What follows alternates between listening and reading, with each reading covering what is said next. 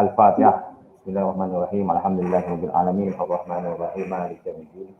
Iyyaka na'budu wa iyyaka nasta'in. Ihdinas siratal mustaqim. Siratal ladzina an'amta 'alaihim ghairil maghdubi 'alaihim waladdallin. Amin. Nawaitu ta'alluman ta'lim wa tadhakkur wa tadzakkir wa tanfa wa intifa' wa ifadatul istifad wa haitsu tamasuki bi kitabillah wa sunnati Rasulillah sallallahu alaihi wasallam wa du'a ilal huda wa lidil khair bi ittiba'i wajhillah wa mardati wa qurbi wa sawabi insyaallah la haula wala quwwata illa billahil aliyil azim. Baik, kelas kita panjang hari ini daripada pukul 10 insyaallah sampai pukul 12, tapi kita akan berehat dalam 10 ke 15 minit dalam pukul 11 nanti kita sambung balik. Kita akan buat recap balik daripada pengajian Al-Quran, hadis dan akidah. Tingkatan 4 dan tingkatan 5 dan ke semua ini akan keluar peperiksaan pada minggu hadapan, pada minggu depan. So saya cover balik yang apa yang kita tinggal pada minggu lalu. So saya akan sharekan rakaman ni kalau anda, sebab ada kawan-kawan kita jenis tak berapa nak wajib baca, tapi suka mendengar. Jadi kita dengan mendengar ni dia akan bermanfaat yang besar. Jadi saya minta semua beri kerjasama. Kalau saya bertanya dan sebagainya, saya jawab. Dan kita akan memula dengan presentation saya, iaitu buku Pendidikan Islam tingkatan 4. Baik, semua nampak? Kita akan bincangkan bidang Al-Quran. Kemudian kita akan bincangkan pula sampai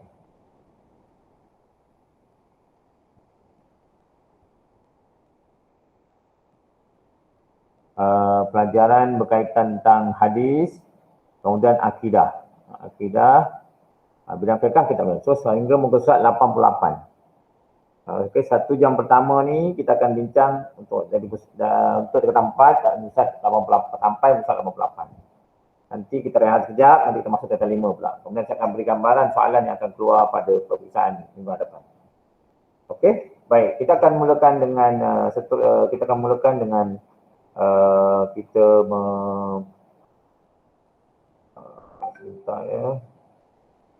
Surah Al-An'am ayat 162 163. Qul inna salati wa nusuki wa mahyaya wa mamati lillahi rabbil alamin la syarika lahu wa bidzalika umirtu wa ana minal muslimin. Okey, ayat ini adalah dengan bacaan betul lancar dan tajwid. Ini ayat yang berkaitan tentang betul dan lancar tajwid, so dia tidak ada masa dalam peperiksaan.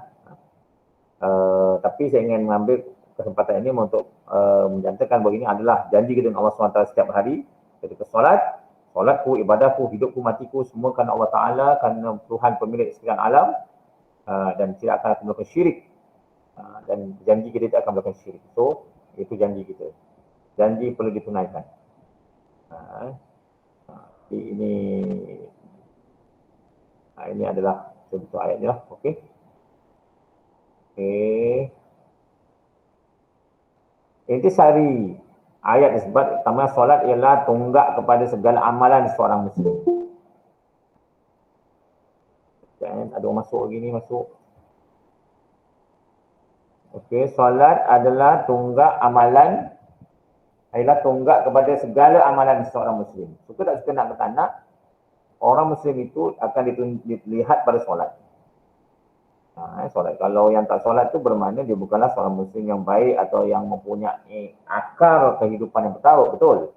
Ini adalah solat. Jadi kita kena jaga solat lah. Kita kena solat di awal waktu, kita sebagai jemaah. Suka tak suka, nak tak nak, pergi solat walaupun sampai merangkak sekalipun. Para sahabat cedera balik perang, cedera parah ni, sembahyang tak tinggal.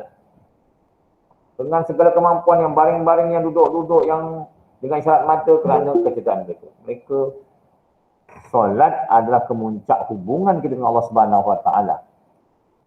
Keintiman kita dengan Allah Taala. Kita berbisik-bisik dengan Allah Taala dan bercakap-cakap dengan Allah Taala ketika kita solat. Kita bismillahirrahmanirrahim, alhamdulillahirabbil alamin. Kita berbicara, kita sebut, kita baca. Tujuan lain tidak bukan ialah untuk menzahirkan rasa kasih dan sayang kita kepada Allah Subhanahu Wa Taala. Kita adalah hamba dan Allah Ta'ala sebagai pemilik kita, mencipta kita, menghidupkan kita dan matikan kita. Kita wajib dan mesti melakukan pengabdian, iaitu contoh salah satu solat kepada Allah. Solat 5 waktu sehari semalam. Yang paling baik ialah di awal waktunya. Ini pun tak habis ni kan. Ini sama lah. Okay, tak apa. Kedua, segala ibadah yang dilakukan perlu mengikut syariat Nabi Muhammad SAW. Kalau Rasulullah tak ajak, jangan.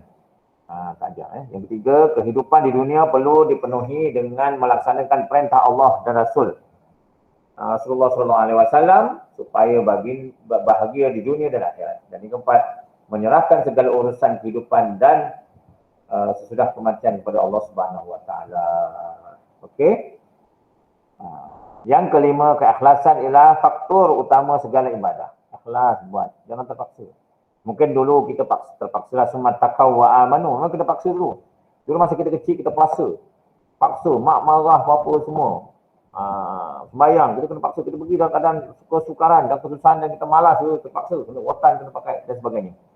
Tapi hari ini, kalau ditakutkan itulah yang jadi kebiasaan dan ini kita susah nak tinggalkan sembayang dan kita puasa dengan rela hati. Tapi kalau ada lagi orang yang terpaksa sembayang pada hari ini dengan dipaksa-paksa, dia berumur 18 tahun ke atas atau 21 ke atas atau sudah balik, ini adalah satu kemalangan yang besar dalam kehidupan. Yang keenam, umat Islam wajib menjauhi syirik. Kerana syirik merupakan larangan Allah SWT dan tidak akan mendapat syurga Allah selama-lamanya. Dan yang ketujuh, umat Islam wajib memohon hanya kepada Allah SWT kerana ia adalah Tuhan sekalian alam. Okey? Baik. Ini hafazan tak payah hafazan lah. Okey. Surah Al-Kahfi yang kedua, surah Al-Kahfi ayat 101 hingga 110. Iaitu ayat yang ke-101 hingga 110. Mari kita dengar kawan kita baca. Ni Muaz, baca Muaz. Nampak tak? Ya Ustaz. Nampak Ustaz. Baca.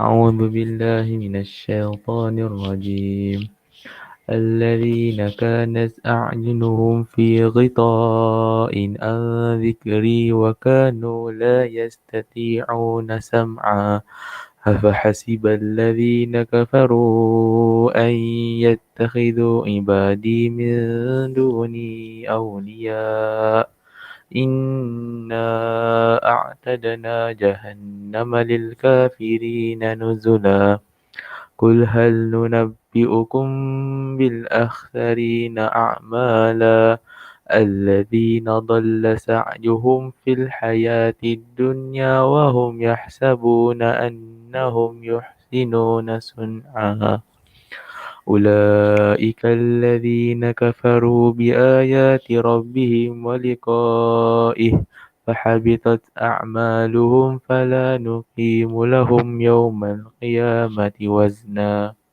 ذلك جزاؤهم جهنم بما كفروا واتخذوا آياتي ورسلي هزوا. Sadaqallahul Azim. Okey, ini adalah ayat 1 hingga 6. Dan ayat ini adalah ayat-ayat bacaan yang betul. Okey, kita nak tengok terjemahan tak apa. Saya tak ada soalan dengan terjemahan. Okay. Intisari ayat. Yang pertama, orang yang telah tertutup pintu hatinya tidak akan mendapat melihat tanda-tanda kekuasaan Allah Subhanahu Wa Taala. Ini tertutup pintu hati. Contohnya, ni kita tengok contohnya tsunami 2006 yang meragut 250,000 juta manusia seluruh dunia di Indonesia, di Sri Lanka, di India, di di Pulau Pinang, di Kedah, di Phuket. Total yang meninggal ialah 250,000 orang yang meninggal lah. Dan katanya lebih dari itulah sebab tak dapat detect. Kenapa berlakunya? Ini adalah kerana tsunami. Kenapa tsunami? Kerana berlakunya gempa bumi di dalam lautan. Sebab apa? Sebab adanya aliran lahar gunung berapi yang dilapis paling bawah yang menyebabkan pergerakan bumi di dasar laut dan berlakunya pergerakan dan gelombang ombak pun datang. Kalau dia melihat setakat itu saja, bermakna tertutuplah hatinya melihat tanda-tanda kuasa Allah SWT. Itu semua ada kerja Allah Subhanahu Wa Taala. Asbabnya ialah gempa bumi di dalam laut. Tapi dengan izin Allah Subhanahu Wa Taala. Kalau kita berhati, akhirnya kita baca la haula wala quwata illa billah. Subhanallah, masya-Allah. Kita sebut nama Allah Subhanahu Wa Taala dulu. Sebab ini semua di dalam genggaman Allah Subhanahu Wa Taala. Contohnya lah dekat Gunung Jerai itu ada yang paling dekat. Balak turun semua. Hujan. Kenapa? Kerana hujan lebat. Sebab apa? Sebab adanya pembalakan haram di atas. Sebab gunung-gunung ni sepatutnya tak runtuh kerana kalau pokoknya dibiarkan. Jangan tebang. Kalau tebang, kena lah. Jadi kalau kita seakan melihat itu saja, tentu hati. Tapi kita lihat semua kekaguman Allah. Allah Ta'ala sedang menunjukkan kekuasaannya dan memperhatikan orang-orang yang zalim. Orang-orang yang khianat yang telah menebang balak di atas gunung tersebut tanpa mengetahui ramai. Ini cara-cara sunatullahnya Allah tak izinkan berlaku tersebut. Contohlah. Jadi itu jawapan orang yang terbuka hati. Tapi kalau tertutup hati, kena Allah Ta'ala. Kenapa aksiden? Oh, saya mengantuk lah mandu. Tertinggal Allah SWT. Yang kedua, Allah SWT menyediakan neraka jahanam bagi siapa saja yang mensyirikkannya. Siapa yang menduakan Allah Ta'ala, neraka nar jahannam khalidina fiha abada. Dia akan masuk ke dalam neraka Allah Subhanahu Wa Taala. Syirik. Ya, syirik. Syirik artinya ialah menduakan Allah Ta'ala. Kita yakin ada kuasa lain selain Allah Ta'ala. Kita yakin ada Tuhan lain selain daripada Allah Subhanahu Wa Taala. Itu syirik. Contoh. Kita kata ni. Kita kata, oh ini power lah pawang ni. Bermakna apa yang berlaku? Kalau dikata pawang tu power, maknanya ada power lain selain Allah SWT. Ini risiko tinggi. Jangan sesekali kita membuat tersebut. Oh baguslah, hebatlah manusia ni kan. Oh hebatlah orang ni. Kita kena sebut Allahu Akbar, Subhanallah, Masya Allah. Orang ni adalah makhluk Allah Ta'ala yang hebat. Tak apa. Tapi jangan hanya manusia saja. Mana siapa yang mensyirikkan Allah SWT. Yang ketiga ialah orang yang mempersendakan ayat Allah SWT dan menghina para rasul. Jika golongan orang yang rugi. Dia bersenda ni, memanglah ketawakan ayat Quran tu bersenda, tapi dia ada lagi bentuk persendaan yang lain. Kita percaya tak Al-Quran Allah Ta'ala? Percaya. Kita tahu tak ada wahyu Allah SWT? Percaya. Tahu tak ada Allah SWT? Percaya. Tahu tak dia ada dustur atau kehidupan kalau kita ikut Al-Quran bagus dan baik dan selamat di akhirat? Betul. Tapi bahasa pengalaman tak buat pun. Itu mempersendakan agama tu. Belajar betul. Dekat luar kelas, tak amalkan Al-Quran. Itu maknanya mempersendakan agama. Tahu tak pakai tudung? Tahu. Wajib pakai tudung? Wajib. Ini arahan Allah Subhanahu Wa Taala. Dan kita punya rambut ni sebagai maruah diri kita dan hanya untuk suami atau orang yang halal saja. Kita keluar rumah sidai kain dalam keadaan tak sempurna menutup aurat. Nampak kejuntai rambut sikit. Malas. Pegang macam ni je. Maknanya termasuk dalam mempersendakan agama. Kerana tak serius dalam melakukan janji. Sedangkan dah cakap dengan Allah Ta'ala. Inna salati wa nusuki wa mahyaya wa mamati lillahi rabbil alamin. Tetapi dia tidak juga menurut kehendak Allah SWT. Yang keempat, orang yang ingkar perintah Allah, orang yang ingkar perintah Allah SWT akan ditolak amalan kebaikan pada hari kiamat kelak. Allah Akbar. Kita contohnya lah, na'udzubillah dari katakanlah orang yang paling suka berderma, Dr. Ustaz LBU, paling bagus ni. Derma dia, macam Masya Allah, dia tolong orang kan, orang yang ingkar perintah Allah Ta'ala. Tetapi dia ingkar Allah SWT, tak sembahyang, tak puasa, tak bayar zakat. Segala kebaikan jejak LBU yang ada di Astro tu, sampai berapa puluh siri lah, kosong. InsyaAllah SWT, tak ada. Amalan dia, tak ada. Jadi kita pun begitu anak-anak sekalian, jaga. Buat kerja baik dah cukup, jangan cerita kat orang. Bagus. Ini hafazan. Okey, kita masuk seterusnya ialah Surah Al-Kahfi ayat 7 hingga 110. Okey. Mari kita dengar kawan kita Haziq Omar untuk baca. Silakan Haziq. Ya Baca. Ustaz. Baca. A'udzubillahi minasyaitonirrajim. Bismillahirrahmanirrahim. Innal ladzina amanu wa 'amilus solihati kanat lahum jannatul firdausi nuzula. Khalidina fiha la yabghuna anha hiwala. قل لو كان البحر مدادا لكلمات ربي لنفد البحر قبل أن تنفد كلمات ربي ولو جئنا بمثله مددا قل إنما أنا بشر مثلكم يوحى إلي أنما إلهكم إله واحد فمن كان يرجو لقاء ربه فليعمل عملا صالحا ولا يشرك بعبادة ربه أحدا. Sadaqallahul azim. Sadaqallahul azim. Baik. Intisari ayat pertama, sambungan ayat tadi, Allah akan mengurniakan syurga firdaus kepada orang yang soleh. Tadi orang yang ingkar Sekarang ini orang yang soleh, orang yang buat amal baik, orang yang melakukan amanah perintah Allah Subhanahu Wa Taala dengan ikhlas dan bersungguh-sungguh adalah jadi amal soleh dan masuk ke dalam syurga Allah Subhanahu Wa Taala. Yang kedua, orang yang beramal soleh akan kekal di dalam syurga firdaus. Orang beramal soleh akan kekal di dalam syurga firdaus. Okey. Sebab kita di syurga memang kekal selama-lamanya. Kita merasa di zaman meninggal ni kan, kita akan mati kita di akhirat. Ya, minggu ini merupakan minggu yang amat sedih bagi saya dan rakan-rakan saya terutama ni kan. Kita orang kehilangan ramai orang, kawan-kawan meninggal setiap hari. Setiap hari kawan-kawan senior meninggal kan. Ada COVID atau tak COVID. Jadi kita fikir aku ni tapi ada masa meninggal ni, rasa dekat dah ni. Jadi kalau kita tahu itu ada kematian, bila orang meninggal, habislah apa yang ada di dunia ini.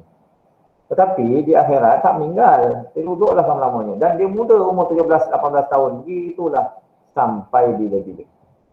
Ini syurga Allah Subhanahu Wa Taala.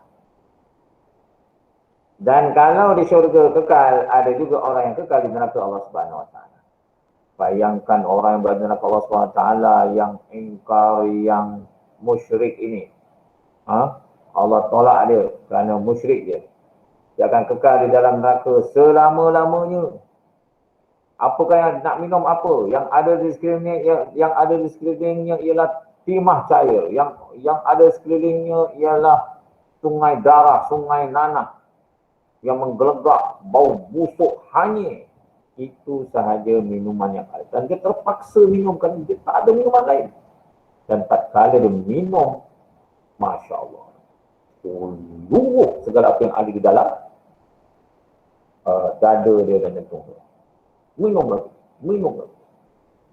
Masya Allah, itu selama-lamanya dia tidak akan keluar.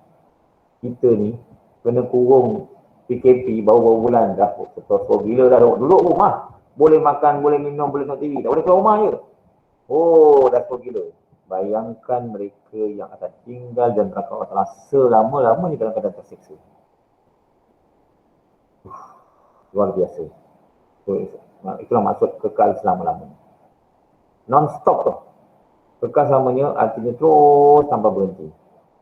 Ni suaranya kat dunia ni ada berhenti. 63 tahun matilah kita. Sebab itu sebelum umur 60 tahun, 65 tahun atau selagi umur dikandung, buatlah. Selagi umur dikandung tanah ni, tak kisahlah umur dikandung badan ni. Kita tak kisahlah sekarang ini kita umur 20 tahun, 15 tahun, kita tahu meninggal bila. Lakukanlah ibadah, keikhlasan, apa yang wajib bagi kita dengan sebenar-benarnya, dengan sungguh-sungguh. Serius, dengan main-main Allah SWT. Ini kita akan amal soleh. Yang ketiga, kehebatan dan keluasan ilmu Allah, tiada tandingan. Yang keempat, para rasul dilantik dalam kalangan manusia yang diberikan wahyu untuk disempurnakan kepada umatnya. Allah Ta'ala berikan rasul kepada kita. Bukan di kalangan malaikat. Manusia seperti kita tahu, dia makan, minum, kahwin, tidur. Jadi kita rasa kejanggal lah. Sama, kita boleh lakukan. Dan yang kelima, orang yang rendah. Sorry. Orang yang rindu untuk bertemu dengan Tuhan Allah, ini Allah Subhanahu Wa Ta'ala akan kasih beramal soleh serta menjauhi perbuatan syirik. Maksudnya kalau kita buat maksiat bermakna kita tak rindu Allah Ta'ala. Kita tak suka Allah Ta'ala, kita sayang Allah Ta'ala sebab kita nak jumpa dengan Allah Subhanahu Wa Ta'ala. Kalau kita mencintai seseorang, mesti kita nak jumpa dia kan. Kalau kita ada awal sekali pun cantik, luar biasa, hanya boleh WhatsApp dia, tak dapat jumpa, stres juga. Hanya boleh jumpa, ada peluang boleh jumpa, oh gembiranya kita jumpa sebab kita merindui nak jumpa dia. Orang yang kita sayang, kasih. Sekarang ni, caranya dengan amal soleh. Buat benda baik, jumpa lagi. Dan di akhirat, Allah Ta'ala beri ruang dan peluang dan kesempatan untuk orang-orang soleh ini bertemu dengan dia. Bermakna orang yang sengaja membuat maksiat di dalam dunia ini, mana dia tak rindu dan tak sayang Allah Ta'ala. Dia tak teringin pun nak jumpa Allah SWT di akhirat. Itulah orang-orang yang paling rugi. Na'udzubillah. Okey. Ini hafazan dia. Okey, tak apa. Okey, hukum tajuk kita tak apa. Kita tak baca kat tak ni. Saya ingat sebagian mana tahu, tapi tak keluar soalan untuk hukum tajuk tak, saya tak akan keluar soalan. Silakan buat latihan nanti. Okey, kemudian apa ni? Oh, ni bukan. Latihan. Ikol-kolah. Okey. Saya tengah nak larangan rasuah. Larangan rasuah. Ini semua yang akan keluar soalan Okey anak-anak, saya minta siapa baca Luqman Hakim, baca Luqman Hakim. Luqman Hakim. Silakan. أعوذ بالله من الشيطان الرجيم ولا تأكلوا أموالكم بينكم بالباطل وتدلوا بها إلى الحكام لتأكلوا فريقا من أموال الناس بالإثم وأنتم تعلمون. صدق الله العظيم. Larangan Allah SWT berdasarkan ayat. Pertama, larangan rasuah, larangan riba, larangan judi, larangan mencuri, larangan merompak, larangan menipu, dan larangan salah guna kuasa. Okey. 4 bentuk kesalahan rasuah. 4 bentuk kesalahan. 1, meminta atau menerima rasuah. 2, menawarkan atau memberikan rasuah. Yang ketiga, mengemukakan tuntutan palsu, itu adalah rasuah. Dan yang keempat, menyalahgunakan kedudukan atau jawatan untuk kepentingan tertentu, itu adalah rasuah. Ini ada 4 elemen rasuah. Itu oleh sekarang. Baca ni, keluar soalan ni. 4 bentuk kesalahan rasuah. Saya open place. Baik. Kesan rasuah. 1, Allah dan Rasulnya melaknat pemberi yang penerima rasuah. Yang kedua, menjadikan individu hilang harga diri kerana perbuatan itu berdosa. Yang ketiga, melumpuhkan ekonomi negara akibat dari kuasa pengurusan yang meningkat. Sebab rasuah banyak. Buat surat sampai RM5. Yang pada free je. 4, meninggalkan kesan jenayah. Meningkatkan kesan jenayah dalam masyarakat kerana sifat mementingkan diri sendiri. Okey, apakah pengajaran ayat?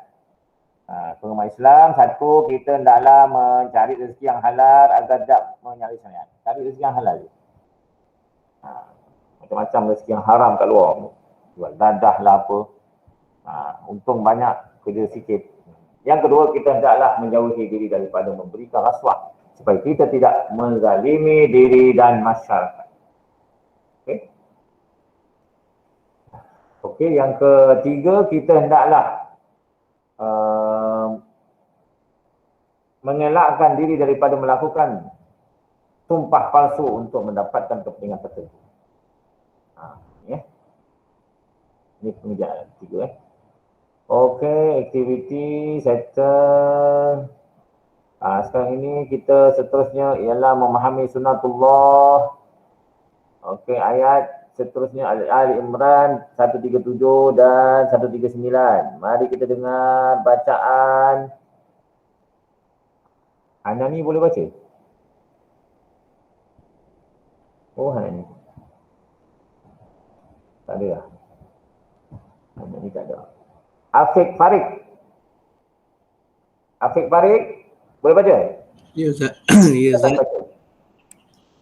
أعوذ بالله من الشيطان الرجيم قد خلت من قبلكم سنن فسيروا في الأرض فانظروا كيف كان عاقبة المكذبين هذا بيان للناس وهدى وموعظة للمتقين ولا تهنوا ولا تحزنوا وأنتم الأعلون إن كنتم مؤمنين. Sadaqallahul Azim. Tahniah. Bacaan tadi yang betul. Baguslah bacaan awak. Okey, tak ada masalah. Konsep sunatullah. Kita bicara tentang sunatullah.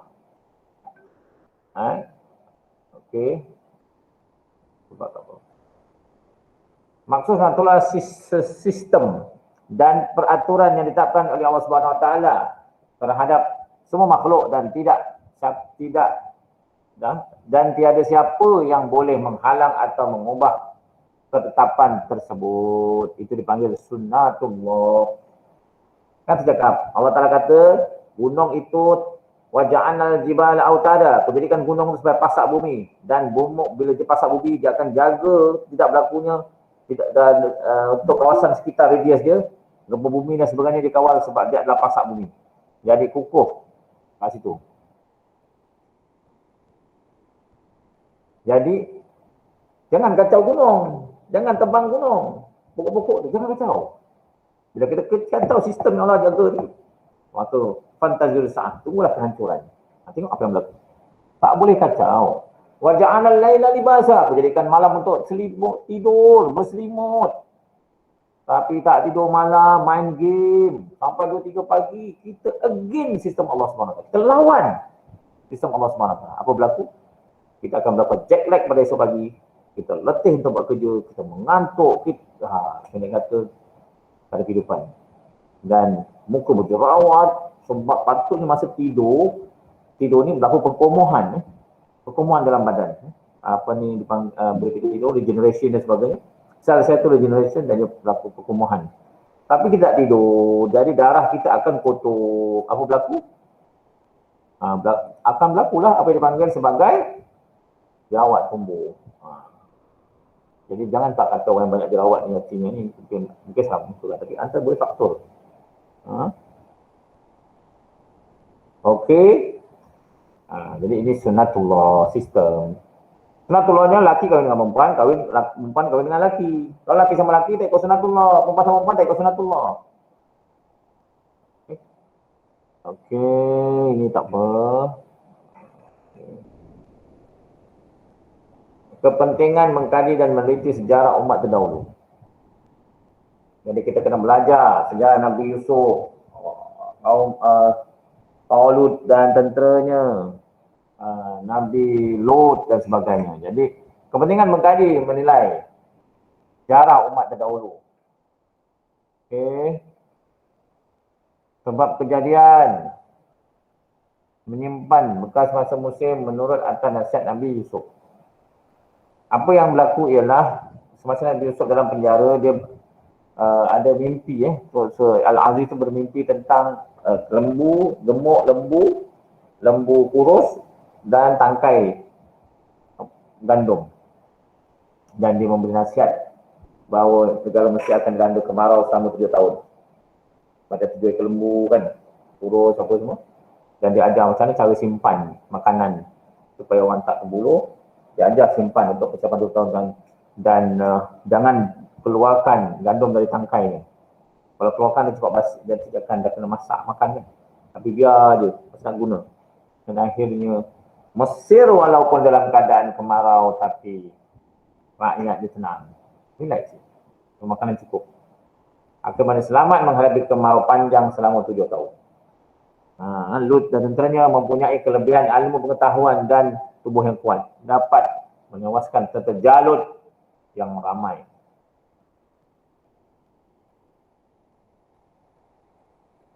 Dapat mengetahui sebab kemusnahan umat terdahulu seperti kaum Ad, kaum Samud, kaum Lut, tahu.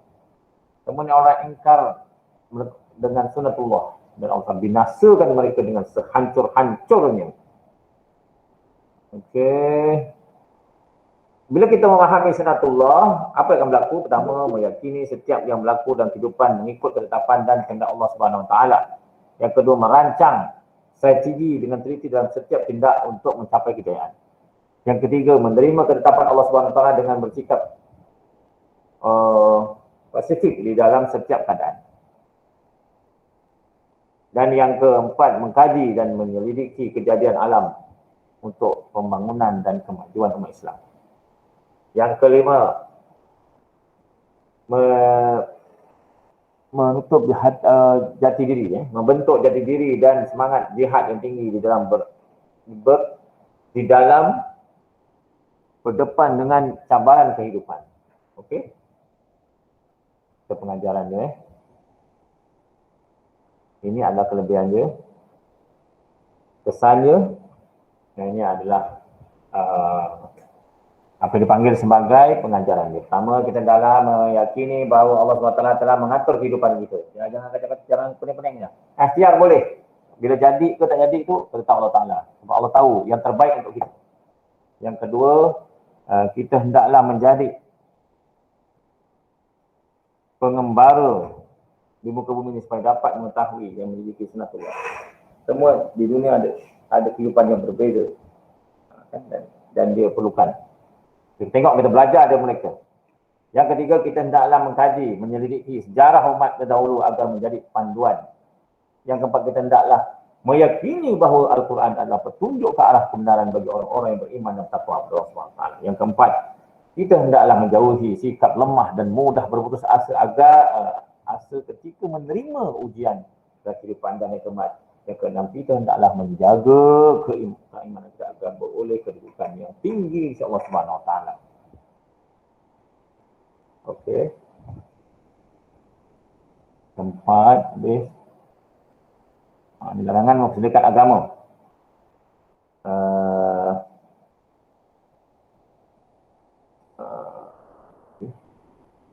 Waduh, masuk ni. Anwar Ilham, baca Anwar Ilham.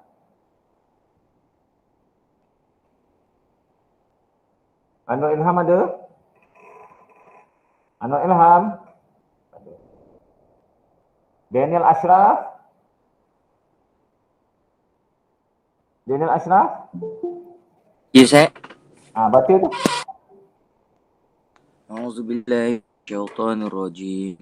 وذر الذين اتخذوا دينهم لعبا ولهوا وغرتهم الحياة الدنيا وذكر به أن تبصل نفس بما كسبت ليس لها من دون الله ولي ولا شفيع وإن تعدل كل عدل لا يؤخذ منها أولئك الذين أبصلوا بما كسبوا لهم شراب من حميم وعذاب عليم بما كانوا يكفرون.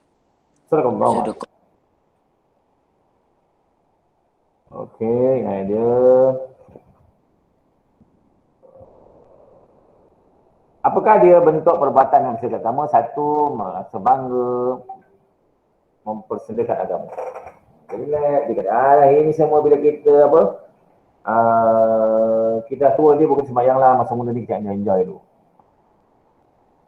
Yang kedua, kita tak ada menghina Rasulullah SAW. Menginjak dan menghina Nabi Muhammad SAW. Sunnah Rasulullah SAW. Jangan dipersediakan janggut seorang. Jangan sediakan orang tengah kain sugi tu. Ini senang-senang yang mereka nak amalkan. Jangan persediakan.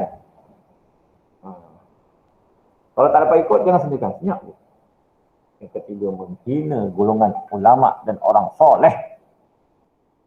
Ulama' sekali dua lah. Ulama' su ataupun ulama' dol.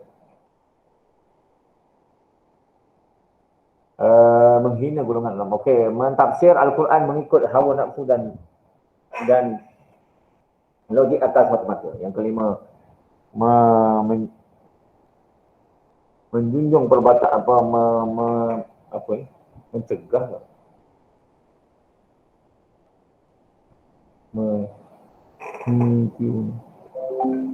Okey, maknanya alamak, buat apa ni?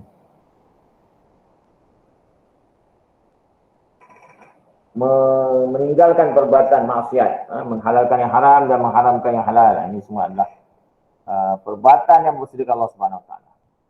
Cara menjaga kesucian agama, satu memperkasa program keilmuan.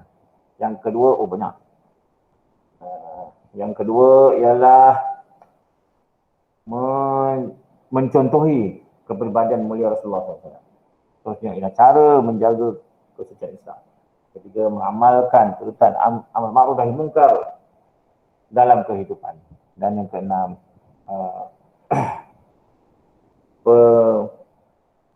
pengurusan undang-undang dan hukum adalah tanda berat kepada kaum muslim, kepada semua. Okey, dan ini adalah ayat Qurannya. Okey, kesan dan seterusnya ayat seterusnya ialah kesan mempersediakan agama. Dah ada ni kesan-kesan dia. Boleh baca.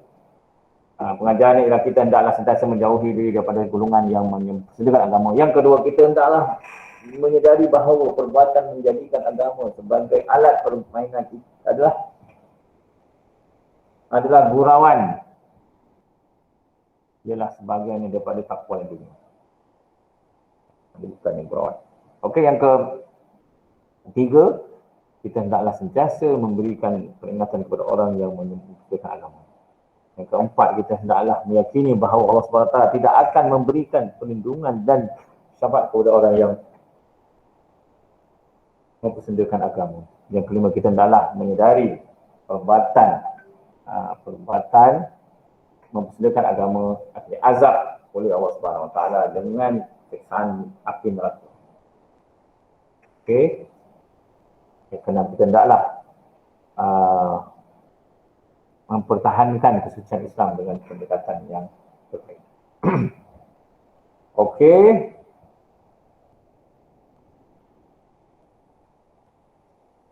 Dakwah. Mari kita dengar bacaan daripada kawan kita.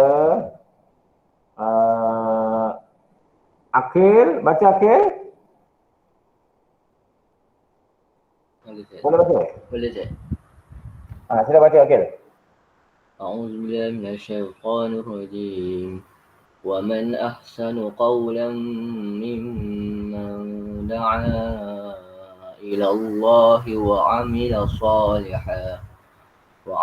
صالحا وقال إنني من المسلمين صدق الله العظيم. Sadaqallahul Azim. Okey.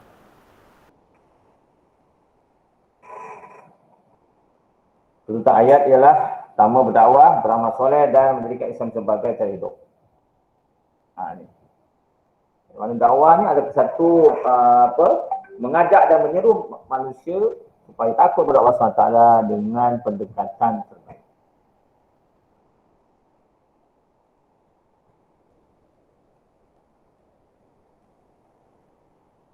Okey.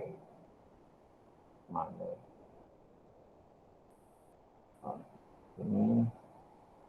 Amal soleh ialah amal yang perbuatan yang baik yang dilakukan mengikut panduan Al-Quran dan Sunnah.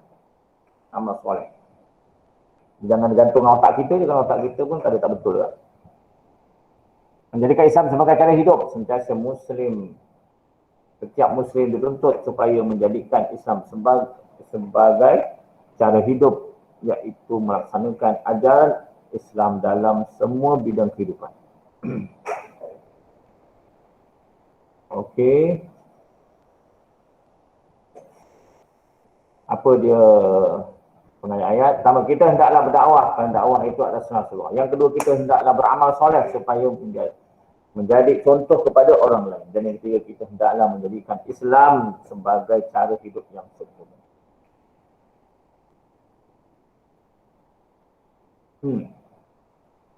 Cara hidup yang sempurna. Okey.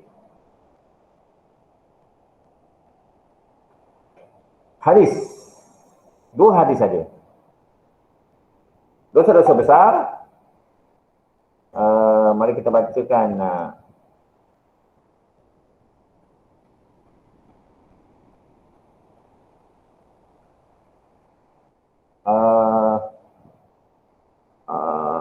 Hadis ada hadis. Baca hadis. Ya Ustaz. Baca. Ijtanibu sab'al. An Abi Hurairah An Abi Hurairah radhiyallahu anhu an Nabi sallallahu alaihi wasallam qala ijtanibu sab'al mubiqat qalu ya Rasulullah wa ma hunna qala asyirku billah wa sihru wa qatlu nafsi allati harrama Allah illa bil haqq wa aklu riba wa aklu mal al yatim wa tawalli yawm al zahfi wa kasful muhsanati al mu'minati al ghafilati muttafaq alaih. Ya, betul. Okey. Ini ada hadisnya. 7 dosa besar yang terkandung dalam hadisnya. Pertama, syirik kepada Allah SWT. Yang kedua, sihir. Jadi kita menuduh perempuan yang beriman suci berzina atau qazzaf. Sama ada lelaki atau perempuan, kita tuduh dia berzina. Kita tuduh macam-macam dia berzina. Jadi qazzaf. Okey, ini adalah dosa besar. Yang seterusnya, yang ketiga ialah membunuh. Seterusnya, lari daripada medan perperangan. Makan riba dan makan harta anak yatim. Okey. Syirik terbagi kepada 2, syirik jali dan syirik khafi. Syirik nyata dipanggil jali, syirik khafi dipanggil sembunyi. Okey. Menyembah apa? Syirik apa? Menyembah berhala, meyakini Nabi Isa. Ini semua adalah contoh. Contoh. Kalau sembah berhala, tentu juga ada contoh yang buruk. Okey. Ini hal yang sangat membunuh. Ini anda boleh baca nanti ya benda ni. Depan dah. Maka harta anak yatim. Lari daripada medan perperangan. Takut. Orang nak pergi syurga lari. Menuduh perempuan yang beriman suci, bersih. Berzina. Kita qazzaf. Kalau kita tuduh orang itu berzina, dengan kita tak cukup saksi, 3, patutnya 4 termasuk kita, maka kita akan diwatan sebanyak 80 kali. Jangan ada nak tuduh orang berzina. Atau punya anak haram dia, jangan main nanti. Tak dapat dekat dunia, tak akhirat kita. Okey, yang ini anda boleh tengok hadis, pengajaran hadis. Kita hendaklah sentiasa memelihara diri daripada perbuatan syirik, kerana syirik boleh merosakkan akidah. Yang kedua, kita hendaklah menghindarkan diri daripada perbuatan membunuh kerana membunuh melanggar hak asasi manusia. Yang ketiga, kita hendaklah bersikap amanah dalam menguruskan harta anak yatim. Yang keempat, kita hendaklah mempertahankan keamanan negara supaya Islam dapat ditegakkan. Yang kelima, kita hendaklah menghindarkan diri daripada menuduh orang lain berzina tanpa bukti supaya maruah umat Islam terpelihara. Kemudian hadis yang terakhir adalah hadis yang kedua, iaitu kemuliaan berdikari. Siapa kena baca? Okey. Silakan Haidir Adini baca hadis tersebut. Silakan. Haidir Adini mana? Keluar dah. Mana? Tak ada lah.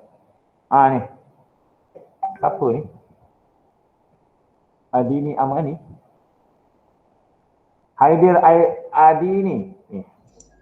Haidir Adini. Anda boleh baca tu siap? An Abi Hurairah radhiyallahu anhu an Nabi sallallahu alaihi wasallam qala la an yahtatiba ahadukum huzmatan ala zahri khairun lahu min ay أن يسأل أحدا فيؤتيه أو يمنعه. Riwayah Bukhari. Okey. Ini hadis ya.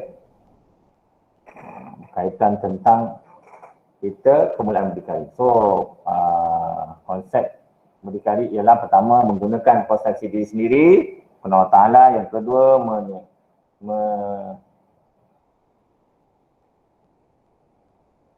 membebaskan diri daripada bergantung kepada pihak lain.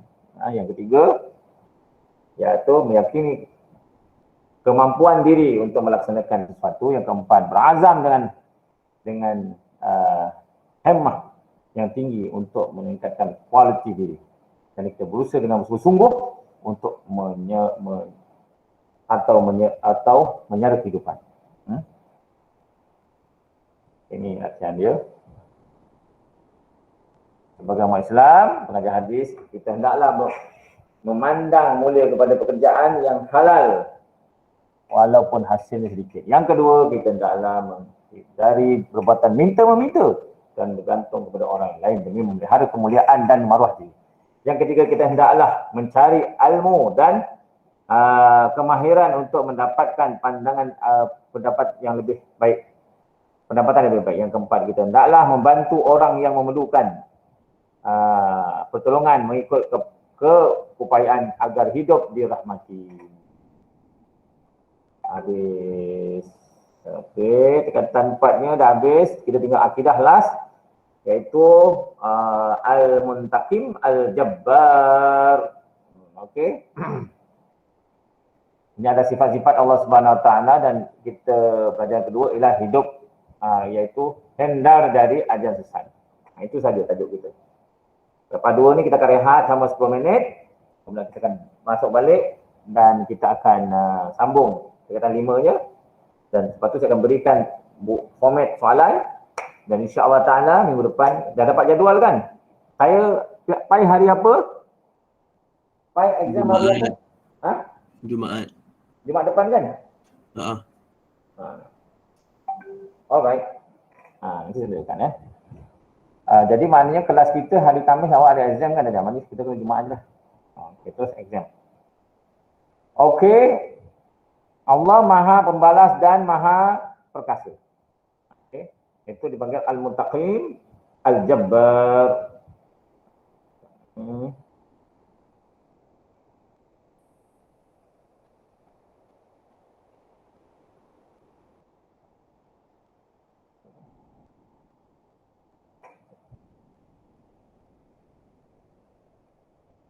Baik. Maksud Muttaqim, ya orang itu nama Allah yang menunjukkan bahawa Allah SWT Maha membalas dengan menempatkan azab terhadap orang yang melampaui batas. Okey, itu dia. Dalil naklinya wa imma nazhabanna bika wa inna minkum muntaqimun. Okey.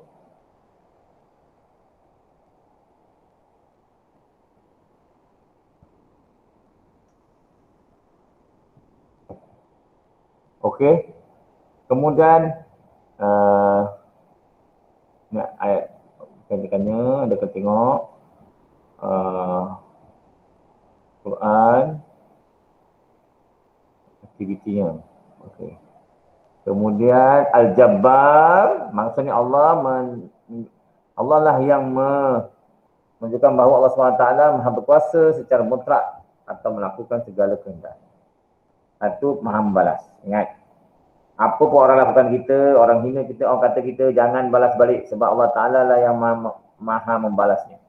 Jadi kita jangan risau dan jangan bimbang terhadap apa pun perbuatan orang kepada kita. Tapi nak mempertahankan diri boleh. Tapi jangan sampai dendam dengan orang. Membalas dendam. Sebab balasan Allah lebih adil. Kalau kita balas melampaui batas, kita pula berdosa. Mempertahankan diri dan hak tak ada masalah. Tapi jangan sampai dendam. Biar Allah balas. Dan yang kedua, Allah Maha Perkasa dan menguasai segala apa yang di langit dan bumi ini.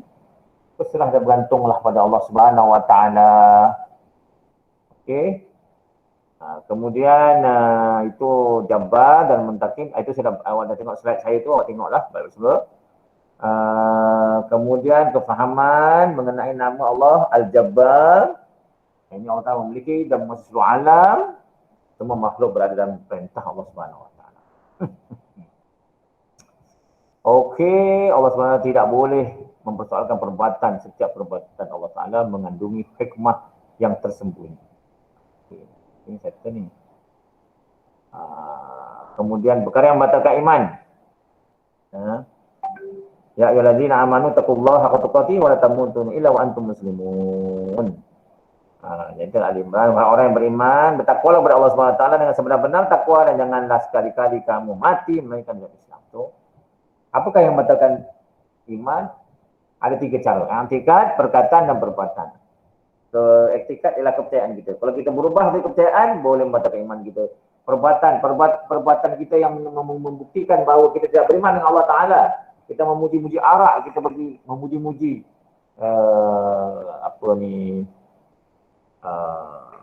kuil dan sebagainya lah. Maka dia ada perbuatan-perbuatan yang bersyirik kena membatalkan iman. Perkataan menyebut perkataan-perkataan yang menunjukkan bahawa kita sudah beralih keimanan kita. Dan itu adalah perbuatan-perbuatan tidak tanduk kita yang memulihkan kita tidak beriman dengan Allah Subhanahu Wa Taala. Okey, ini adalah contoh i'tikad yang membatalkan iman. Uluhiyah rububiyah. Okey, tak apa, ni awak boleh tengok ni. Lepas tu inayah dan saya. Melalui perkataan. Ini membatalkan iman adalah perkataan yang mengandungi perkataan kufur, penafian akidah Islam, memperjuangkan hukum Allah Subhanahu Wa Taala. Itu adalah yang membatalkan. Okey. Contohnya sujud kepada berhala atau makhluk yang dengan sengaja. Okey. Syarat terbatal iman bertanya mengetahui perkara yang dilakukan itu membawa dia kepada kufur. Kalau dia tak tahu tak apa. Kalau dia dah tahu dia buat juga. Yang kedua, mengingkari perkara asas dalam Islam seperti perkara yang berkenaan dengan rukun iman dan rukun Islam. Melakukan perkara yang jelas membawa dia kepada kufur. Yang ketiga ialah melakukan sesuatu perkara dengan sengaja dan pilihan sendiri tanpa sembarang paksaan.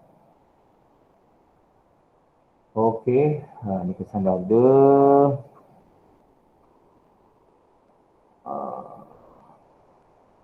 Ni ajaran sesat pun saya dah beritahu dalam presentation saya sebelum ni, boleh tengok ajaran sesat. Okey. Kemudian kita dah pukul 11, lepas tu kita rehat sekejap ya. Ciri-ciri ajaran sesat, mimpi, memahami dan mentafsirkan Al-Quran dengan lenggo akal mata-mata. Sertanya meyakini bahawa terdapat Al-Quran lain yang tersembunyi. Sudah. Ini sikaplah. Hanya berpegang pada Al-Quran dan menolak hadis pula. Dan yang ketiga,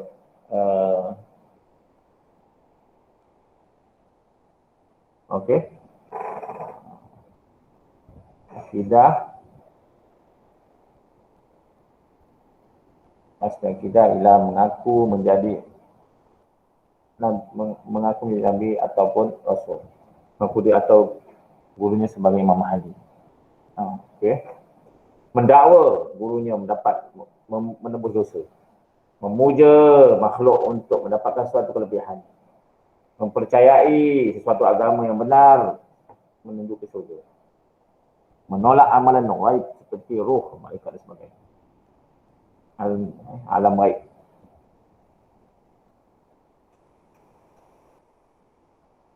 Sikap menolak wajiban ibadah yang fardu. Ibadah dengan hanya berzikir. Menaikkan ibadah haji di tempat yang telah ditetapkan. Menghalalkan penzinaan atas nama nikah. Ini semua adalah perkara yang belum akidah. Begitu juga akhlak, menginjak-injak merendahkan Al-Quran, ta'asub dengan guru dan juga memperkecilkan ulama ilmu alam masyarakat yang berdasarkan Rasulullah SAW sebagai daripada ilmu, amalan yang bertentangan dengan syariat Islam, maknanya buat sesuatu ikut sunnah, dan ada grup buat juga tapi tak ikut sunnah, so dia sesat. Jangan dulu. Okey, kesan yang sesat dah sebagai itu.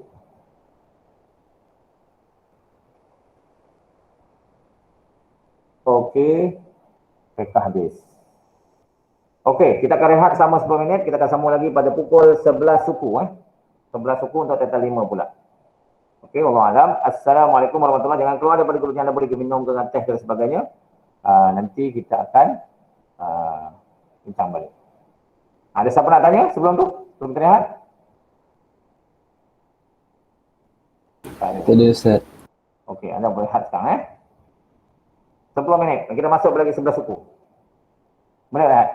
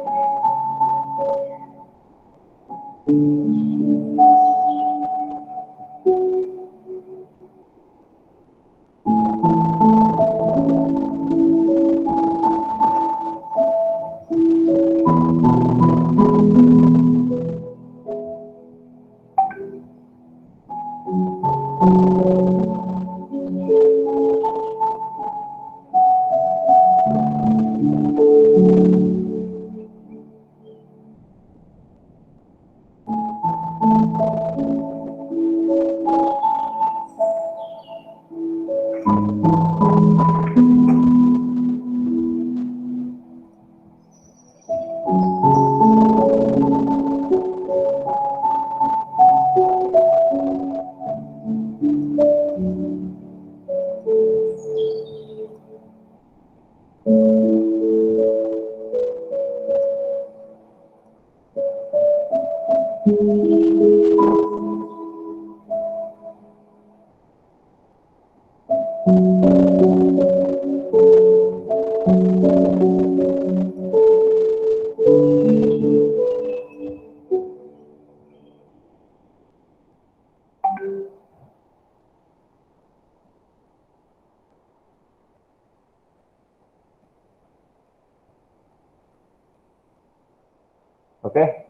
A'udzubillahi minasyaitonirrajim. Bismillahirrahmanirrahim. Alhamdulillahirabbil alamin.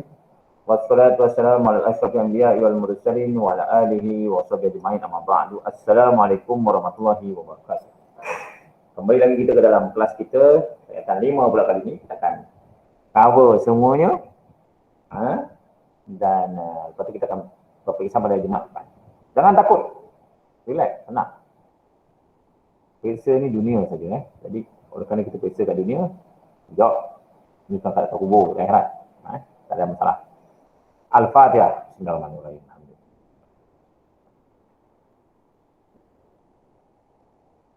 Ihdinas siratal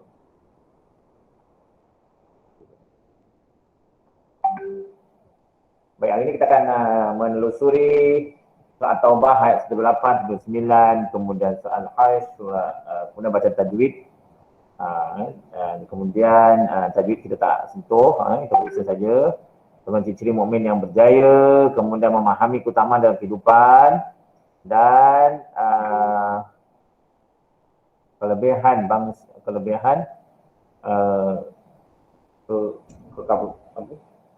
kepelbagaian bangsa dalam Islam. Surah Al-Hujurat. Kemudian setiap orang yang ada pada pemimpin, kemudian 7 golongan hadis dan akidah kita sampai kepada akidah sunnah wal jamaah. Habis yang masuk periksa mana, okey? Boleh kita mulakan sekarang? Boleh. Alhamdulillah. Semua dengar suara saya? Anak sekalian? Dengar Ustaz. Dengar. Kita mula dengan surah yang pertama. Mari kita tengok kawan kita yang boleh baca. Mu'ammir Mu'min. Silakan baca. Mu'ammir, silakan baca. Mu'ammir. Tak ada. Muhammad Azhad. Muhammad Azhad. Oh, Muhammad Azhad. Muhammad Azhad. Aduh. Kita minta perempuan lah. Nur Fatihah boleh baca Nur Fatihah? Nur Fatihah. Aduh. Tembam macam ni. Raja Iman. Ada Raja Iman? Ada Ustaz. Boleh baca tu Raja Iman? Boleh. أعوذ بالله من الشيطان الرجيم لقد جاءكم رسول من أنفسكم عزيز عليه ما عنتم حريص عليكم بالمؤمنين رؤوف رحيم فإن تولوا فقل حسبي الله لا إله إلا هو عليه توكلت وهو رب العرش العظيم. صدق الله العظيم. صدق الله العظيم. Alhamdulillah. Tahniah. Bacaan yang betul dan lancar tadi. Bagus. Surah Taubah ayat 18-19. Okey. Apakah yang kita boleh dapat pengajaran isi seharinya? Pertama, Allah Ta'ala mengutuskan Rasul daripada kalangan manusia. Yang kedua, Rasulullah SAW sangat menginginkan kebaikan di dunia dan di akhirat buat umatnya. Dia nak beri yang baik-baik dia berlaku kepada kita. Allah SWT sangat mengasihi hambanya Yang keempat, umat Islam perlu bertawakal sepenuhnya kepada Allah Subhanahu Wa Taala, dan seluruh makhluk di langit dan bumi berada di bawah kekuasaan Allah Subhanahu Wa Taala. Itu asasnya ya. Itu satu ayat. Okey. Kemudian kita masuk surah Al-Hajj.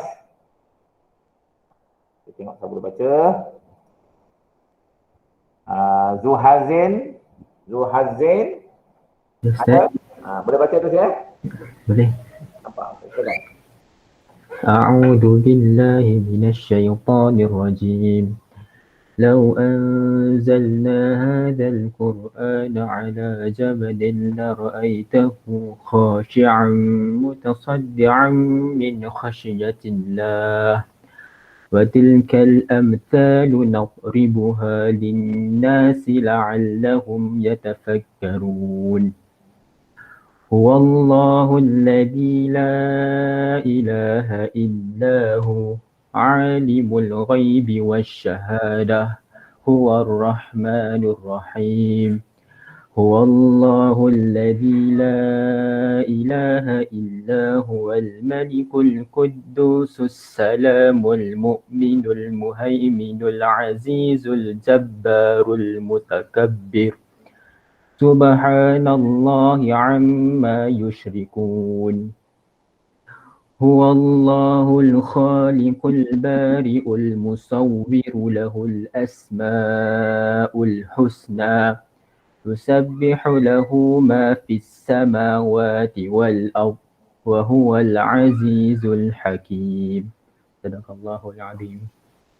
Alhamdulillah, sadaqallahul azim. Kita rujuk kepada intisari ayat ini. Pertama, Al-Quran merupakan mukjizat yang teragung yang diturunkan kepada Muhammad sallallahu alaihi wasallam. Yang kedua, kita hendaklah menerima Al-Quran secara keseluruhan dengan penuh keyakinan. Yang ketiga, hanya Allah yang berhak disembah dan dialah yang maha mengetahui segala isi hati manusia. Yang keempat, Allah memiliki segala sifat kesempurnaan dan keagungan sebagai pencipta alam. Kemudian seluruh makhluk bertasbih kepada Allah Subhanahu Wa Taala sebagai tanda pengabdian kepada penciptaan tanpa mempersekutukan. Ini berkaitan tentang hakikat kita, kepercayaan kita. Al-Quran ini Allah jadikan sebagai dustur hayat dan sebagai panduan hidup. Kalau nak selamat, ikut cara hidup yang telah dianjurkan dalam Al-Quran. Prinsipnya dalam Al-Quran, terjemahannya di zaman moden boleh, zaman padang pasir boleh, semua. Islam hanya bagi prinsip. Dia kata tutup aurat. Dia nak pakai apa tak kisah. Ikut kekuatan orang Eskimo cara lain, orang sini lain, tapi penting tutup aurat. Jadi prinsipnya. Bila implementasi dalam kehidupan, dia berbeza. Kerana berdasarkan tempat dan sebagainya. Okey, tahniah pada yang membaca. Kita masuk seterusnya ialah bacaan wakaf. Okey, apa? Okey.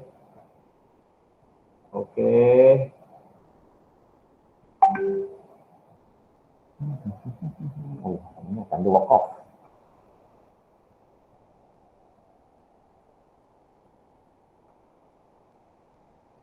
Okey, kejap Ciri-ciri mukmin yang berjaya. Ciri-ciri mukmin yang berjaya, mari kita mendengar bacaan dari sahabat kita Al-Qari, Aqil, ayo Aqil, Ta'al wa Iqra. As-surah Al-Mu'minun, Al-ayah, Wahid idzal ahli asyar. Tafadhal. أعوذ بالله من الشيطان الرجيم بسم الله الرحمن الرحيم قد أفلح المؤمنون الذين هم في صلاتهم خاشعون والذين هم عن اللغو معرضون والذين هم للزكاة فاعلون والذين هم لفروجهم حافظون إلا على أزواجهم أو ما ملكت أيمانهم فإنهم غير ملومين فمن ابتغى وراء ذلك فأولئك هم العادون والذين هم لأماناتهم وعهدهم راعون والذين هم على صلاتهم يحافظون أولئك هم الوارثون الذين هم يرثون الفردوس هم فيها خالدون صدق الله العظيم.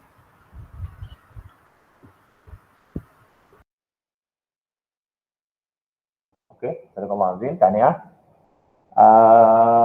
Kita tengok dia punya pengisian apa ni? Bersama surah, okey. Okey, ciri-ciri mukmin yang berjaya pertama ialah beriman kepada Allah SWT. Percaya dan yakin dan buktikan keyakinan kita dengan amal ibadah kita. Dengan segala yang kita lakukan setiap hari ini.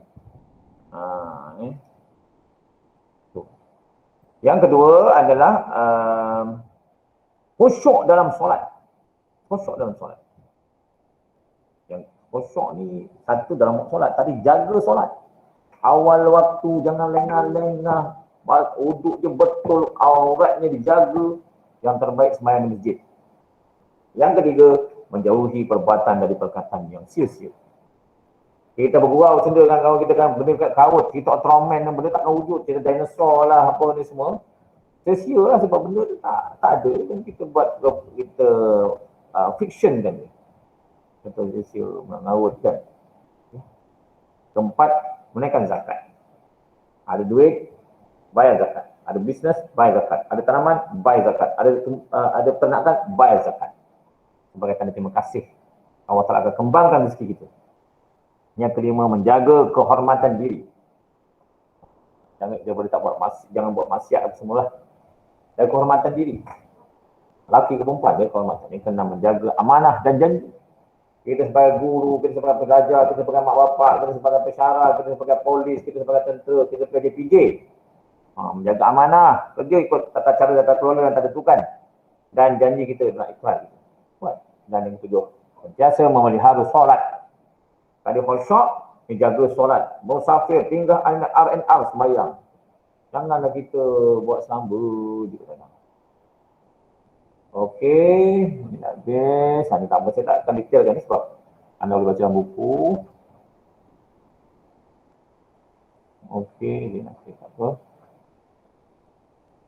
Akibat salah laku seksual lah. Ni tak apa, ini tak ada ni. Okey, boleh baca ni. Saya rasa ada buku ni. Memahami keutamaan dalam tindakan. Okey, mari kita dengar bacaan daripada kawan kita Sahibul Fadilah. Allah, hilang pula kat sini.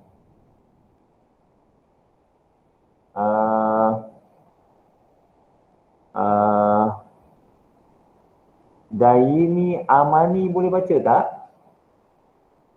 Perempuan. Daini Amani. Boleh baca? Daini. Ya. Boleh baca? Boleh pun. Baca nak. Silakan. Baca saja. Bismillahirrahmanirrahim. Aja'altum siqayatal hajji wa imaratal masjidil haram kaman amana billah واليوم الآخر وجاهد في سبيل الله لا يستوون عند الله والله لا يهدي القوم الظالمين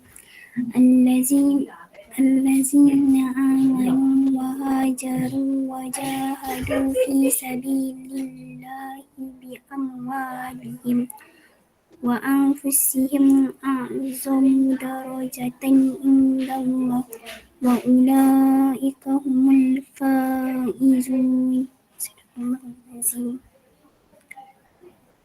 Alhamdulillah. Tadi kita dah dengar bacaan daripada kawan kita. Terima kasih tanya. Kita teruskan. Macam suara tak dengar. Dengar suara kan? Okay.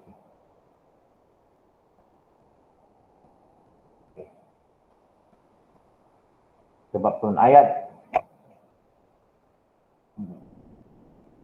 Pelaksanaan fiqh aulawiyat di dalam kehidupan.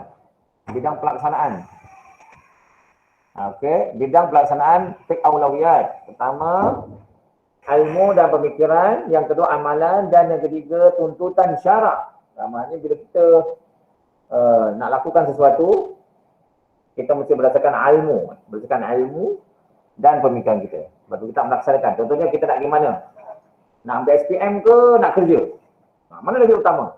Dengan ilmu dan pemikiran dia bukan hitam je ikut kawan-kawan. Yang kedua, amalan. Sembahyang dengan main game. Mana lebih utama? Amalan juga ni. Yang ketiga ialah tuntutan syarak. Sembahyang sunat, sembahyang wajib. Mana lebih utamakan? Itu dia. Yang wajib lah. Okey. Kemudian kita pergi kepentingan fiqh aulawiyat dalam individu dan masyarakat. Dan fiqh aulawiyat ni memiliki utamaan. Gambaran umat Islam pada hari ini, kita tak payah utama. Kita tak mengurus masa, akhirnya berantakkan kehidupan dia. Sebab dia tak tahu keutamaan. Aulawiyat, mana? First thing first dalam bahasa Inggeris, dalam bahasa Arabnya aulawiyat. Dan Syekh Yusuf Qaradawi ada menulis kitab Al-Aulawiyat dalam membina keutamaan dan kehidupan kita. Pertembungan antara dua kepentingan, pertembungan antara dua perkara pemikiran. Kena pilih mana yang utama. Antara kegembiraan kita dan kegembiraan mak bapak, mana lebih utama? Nak gembirakan diri sendiri ke nak gembirakan mak bapak? Mana lebih utama? Sebagai anak, kita kena mak bapak lah kena gembirakan. Kalau sebagai individu seorang, antara nak gembirakan kita dan gembirakan kawan-kawan kita ataupun benda lain, kita kena gembirakan kita dulu lah. Sebab kita adalah, macam mana kita nak gembirakan orang kalau kita tak gembira? Gitu. Ini penggirikan oleh. Okey, anda boleh baca ni. Iaitu memastikan tindakan macam dikawal dengan sistematik. Yang kedua, membuahkan hasil kerja yang berkualiti. Yang ketiga, mengamalkan semua tuntutan Islam mengikut susunan yang telah ditetapkan. Lepas A, B, C, D. Yang keempat, mewujudkan kesejahteraan sosial dalam melestarikan pengurusan kehidupan. Kemudian yang kelima, mengimbangkan kehidupan masyarakat dalam pelaksanaan tuntutan syarak. Kemudian yang keenam ialah mewujudkan masyarakat yang berjaya menguruskan sistem kehidupan yang tetap. Okey? Sebagai umat Islam, apakah dia pengajaran ayat ini? Ada 4. Pertama ialah hendaklah sentiasa kita meningkatkan keimanan kepada Allah SWT dengan dan hari akhirat, kerana keimanan dan kesucian adalah kunci penerimaan segala ibadah. Itu adalah keimanan. Kalau tak beriman, sembahyang lah, hebat macam mana pun tak dapat. Yang kedua, kita hendaklah sentiasa berazam untuk berjihad dengan tenaga, harta, supaya kita mendapat ganjaran besar dari Allah SWT.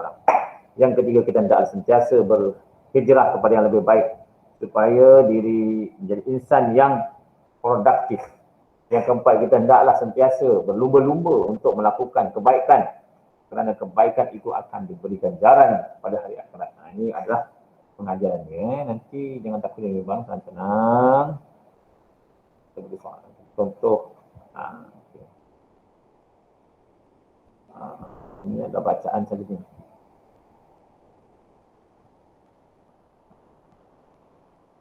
Okey, tak apa, kita minta kawan kita baca dulu lah.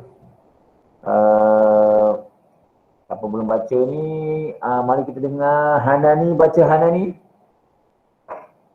baca tu Hanani. Hanani boleh baca? Bilang. Hanani, halo? Ya Ustaz. Tak dengar lah Hanani? Okey, boleh. Boleh baca tak Hanani? Tak boleh Ustaz. Oh, tak boleh. Okay, kita pergi kepada Aizah Ghazali. Ya Ustaz ada. Boleh baca? Boleh Ustaz, boleh.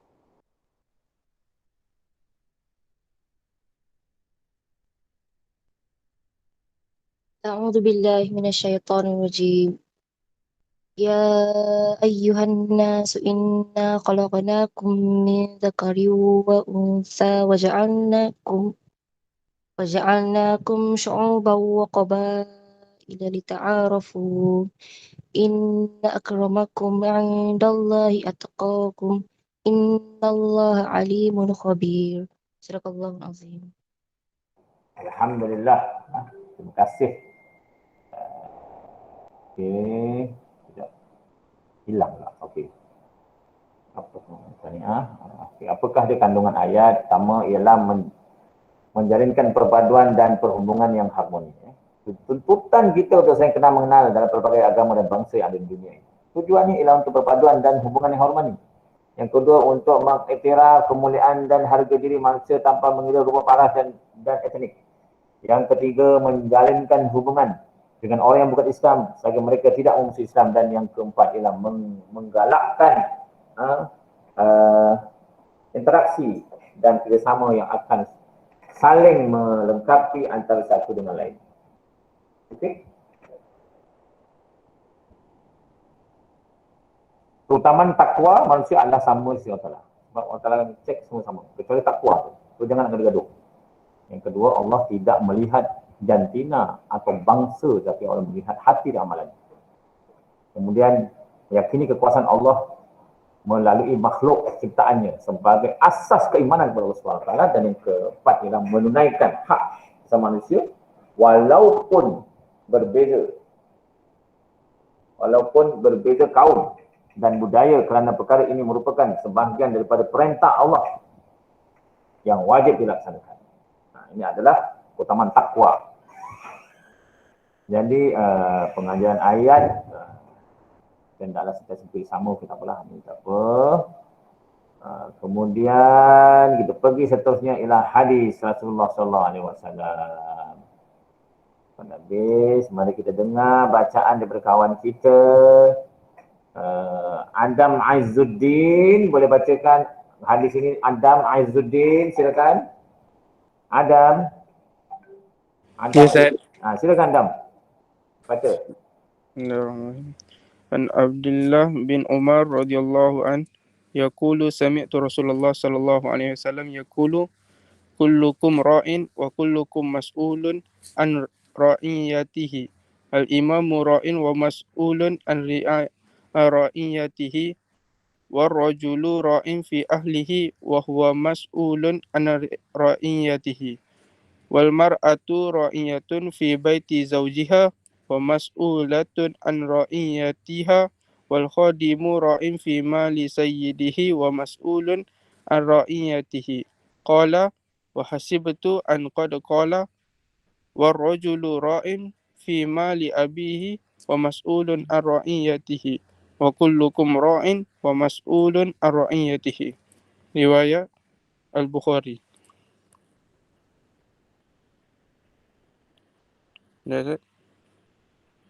Tanya.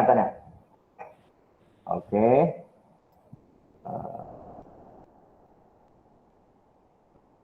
Okey. Apakah pengajaran ayat ini? Yang berkaitan dengan tanggungjawab. Ra'iyatun, kullukum mas'ulun ala ra'iyati. Kullukum ra'in. Kita ni semua adalah pemimpin. Dari sekecil-kecil sampai besar kita semua ada pemimpin, suami, isteri, pekerja, sebagai anak. Kita ada pemimpin. Bila dipimpin ada tanggungjawab dan amanah. Amanah sebagai pemimpin, amanah sebagai suami, amanah sebagai isteri, amanah sebagai pekerja, anak, mahasiswa dan sebagainya. Ada tanggungjawab. Tanggungjawab pemimpin, berlaku adil, menegakkan syariat, menyusun sistem, menyedia infrastruktur, bersikap toleransi. Tanggungjawab suami, memberi nafkah, memberi didikan, memberi perlindungan dan pakaian, makan pakaian. Tanggungjawab isteri, taat suami, jaga maruah diri, jaga memelihara dan mendidik anak-anak dan mengurus rumah tangga. Tanggungjawab pekerja, ikut arahan ketua, bekerja dengan penuh integriti, bekerja mengikut prosedur yang ditetapkan dan melaksanakan tugas dengan sempurna. Itu adalah tanggungjawab pekerja. Tanggungjawab anak, berbakti kepada Allah, berbakti kepada ibu bapa, sentiasa mendoakan ibu bapa, sentiasa memenuhi, mematuhi perintah ibu bapa dan sentiasa berbuat baik dengan ibu bapa dan menyambung satu rahim dengan rakan-rakan ibu bapa setelah ibu bapa kita meninggal. Walaupun ibu bapa kita telah meninggal. Okey. Settle. Okey, sekarang kita 7 golongan mendapat naungan. Ini hadis seterusnya. Mari kita dengar Fatin Humairah, boleh baca hadis ni ya Fatin. Fatin Humairah ada? Fatin. Fatin. Aduh. Domam dia ni. Anani. Anani. Oh, Hanani. Tak ada. Okey, Hadi baca, Hadi. Hadi baca. Ya, Ustaz. Hantar baca hadis ni. Hadi. An Abi Hurairah radhiyallahu anhu an-Nabi sallallahu alaihi wasallam qala sab'atun yuzilluhu Allah fi zillihi yawma la zilla illa zilluhu al-imamu al-adil wa syabun nasha'a fi ibadati rabbih wa rajulun qalbuhu mu'allakun fil masajid wa rajulani tahabba fillah ijtama'a alaihi wa tafarraqa alaihi wa rajulun talabathu imra'atun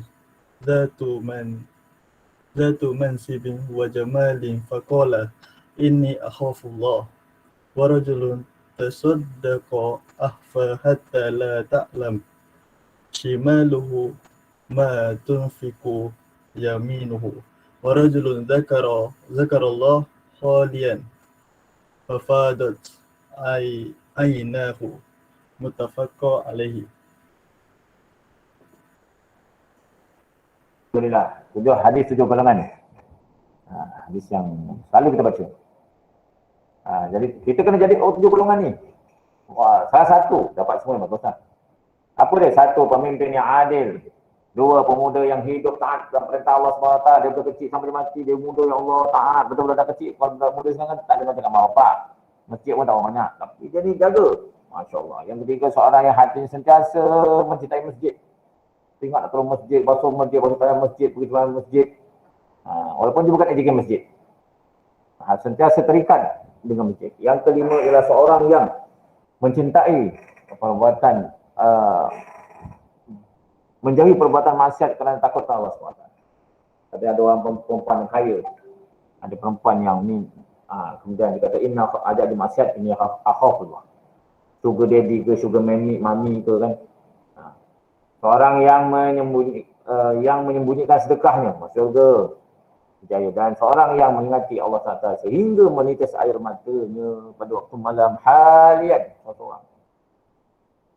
Hebat. Okey. Selesai. Kita terus saja pergi akidah.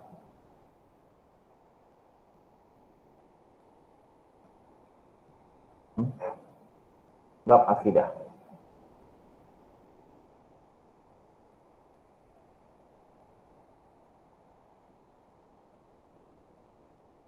Al-Raqib yang maha menguasai dan maha menyaksikan. Al-Raqib, nama Allah Ta'ala yang menunjukkan betapa Allah Ta'ala ini maha menguasai sesuatu perbuatan dengan keadaan dan termakhluk. Dia menguasai. Raqib. Maksudnya nak pegang, nak makan, apa semua dah kawasan Allah SWT. Ini ayat dia. Kemudian Raqib dah. Kemudian kita pergi seterusnya ialah syahid. Syahid dan nama yang menunjukkan bahawa Allah SWT menyaksikan segala perbuatan dan mendengar segala ucapan makhluknya serta tidak satu pun yang tersembunyi. Nak bohong, nak kata orang silakan, tapi Allah Maha mendengar. Dia syahid, dia saksikan. Dia tunggu fantazir sa'ah sampai hari Ahad. Kita tidak akan boleh macam tadi. Syahid, nama Allah Ta'ala yang menunjukkan bahawa menyaksikan segala perbuatan dan mendengar segala ucapan. Okey. Maha segala-galanya. So jangan kita ada lah. Nanti di siapa tahu. Tak perlu ni. Okey. Okey, ini banyaknya.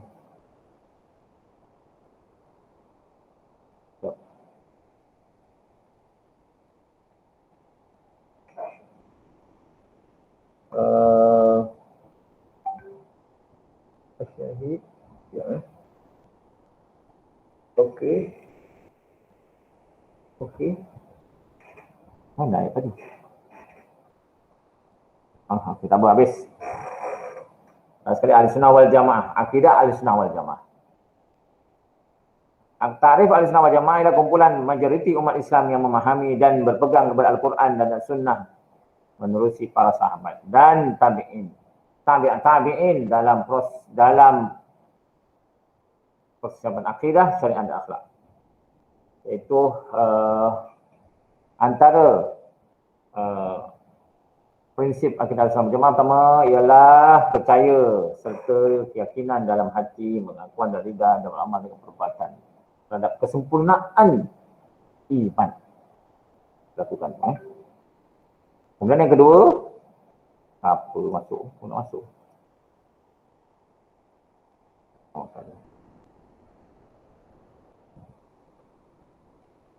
Segala perbuatan manusia diciptakan oleh Allah SWT, namun manusia diberi pilihan untuk hendak melakukan apa saja. Yang ketiga,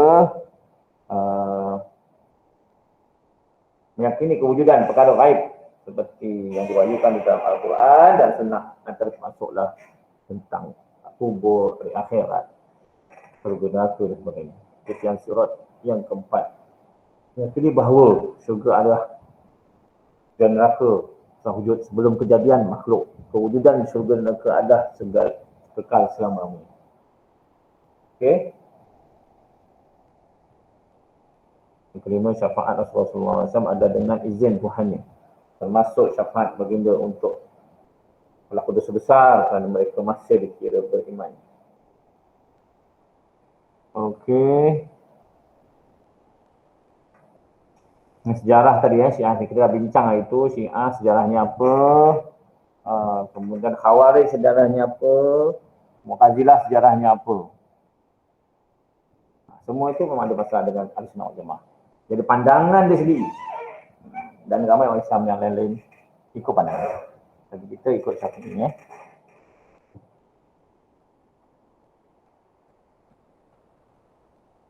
Kepentingan akidah Sunnah wal Jamaah pertama untuk mendapat kepada Allah Subhanahu Wa Taala yang perlu menjadikan asas keimanan sesuatu amalan, memelihara kesucian agama Islam. Dan kemudian mengelakkan umat Islam daripada terjebak dalam ajaran sesat, membersihkan akidah daripada sebarang bentuk kekeliruan dan umat Islam menghindarkan umat Islam daripada fahaman yang melampau. Okey.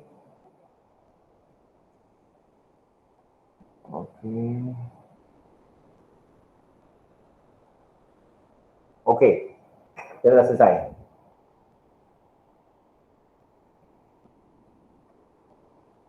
Macam mudah. Nanti saya akan upload rakaman ni, anda boleh dengar balik.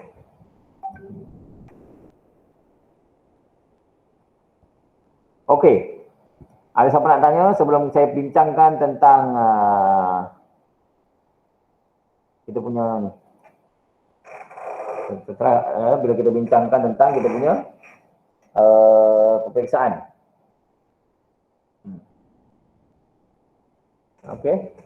Saya bagi 1 minit untuk bertanya. Kalau tak ada, saya akan bincangkan dalam peperiksaan kita.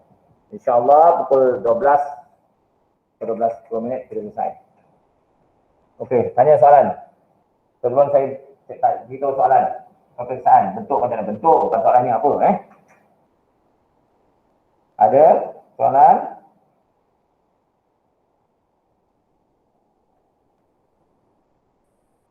Ustaz. Ya. Nanti periksa PAI kena bahasa Jawi ke?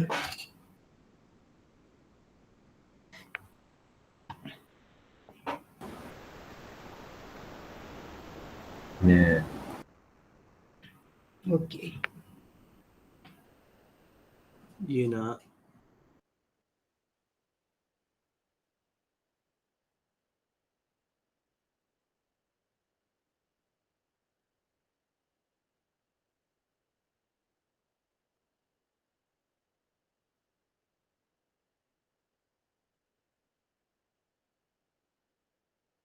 Oh sorry, saya ter-off pula. Tulisan Rumi. Tak Jawi tak apa. Kalau boleh Jawi boleh, kalau tak Jawi Rumi tak apa. Okey, peperiksaan anda dengar Halo? Dengar Ustaz. Okey. Peperiksaan anda akan kita buat satu paper saja. Bukan antara paper 1 ke 2. Hanya soalan daripada Al-Quran, daripada hadis dan akidah saja akan keluar data 4 dan data 5. Okey? Tapi masa yang kita akan ambil ialah 1 jam 45 minit. Sampai kita 2 jam, 1 jam 40 minit. Bila sahaja waktu itu sampai, anda akan dapat dalam WhatsApp masing-masing soalan tersebut. Dan anda dalam masa 1 jam 45 anda ataupun saya email, anda kena buka email saya itu dalam bentuk Word. Word. Microsoft Word. Dan anda kena jawab di ruang yang saya berikan. Contohnya saya beri Al-Quran, jemahkan ayat ini. Saya gariskan kat situ. Anda tulis dalam Rumi lah makna dia. Saya dah bagi ruang dah. Anda kena jawab semua, tak ada pilihan jawapan pilih jawab 1, 2, 3. Kalau saya cakap jawab semua soalan. Ini kalau ada 5 lah. Tak ada 5 soalan, jawab 6 ke, tak ada. Kemudian anda kena tulis di jawapan di situ juga. Saya dah bagi ruang, tak perlu tulis kat kertas lain. Anda tulis kat laptop anda, tulis. Jawapan anda 1 jam 40 minit tu, pukul 1 jam 40 saya bagi masa 15 minit untuk anda save as PDF. Anda kena save as PDF supaya tak lebih. Lepas tu anda send balik. Sebelum lepas habis waktu, ada 15 minit untuk send balik. Saya maksimum saya bagi 15 minit lah. Aku boleh send balik. Send balik pada email saya lah. Send. Atau kalau anda rasa ni, anda send dalam WhatsApp saya pun tak apa. Anda sikat tanda. Jadi dia ada bahagian A dan bahagian B. Bahagian A dia kata 4, bahagian B dia kata 5. Ini tak ikut format lah, tapi kita nak tengok kefahaman anda. Okey. Kita akan mula. Soalan lain? Ada soalan tak? Jadi jawab di kertas soalan itu juga. Saya dah bagi ruang. Tulis kat situ. Tulis type. Jangan. Kalau anda tak ada print, anda tulis tangan. Boleh? Anda kena scan dia. Kemudian email kat saya. Jangan bagi kat WhatsApp. Bahaya. Soalan tak apa. Jawapan jangan. Okey anak-anak, ada soalan lain? Faham tak? Faham Zai. Bagus. Jadi saya ingat itu saja. Boleh saya tangguhkan kelas atau nak sambung lagi? Halo? Boleh tanggung tadi? Boleh Ustaz. Alhamdulillah, saya tahu semua malu nak cakap. Boleh tanggung Ustaz. Jadi kita akan bertemu pada peperiksaan pada Jumaat depan. Kita tangguh dengan baca tasbih kafarah dan suratul asri, dan saya akan kongsikan video ini. Subhanakallahumma wa bihamdika asyhadu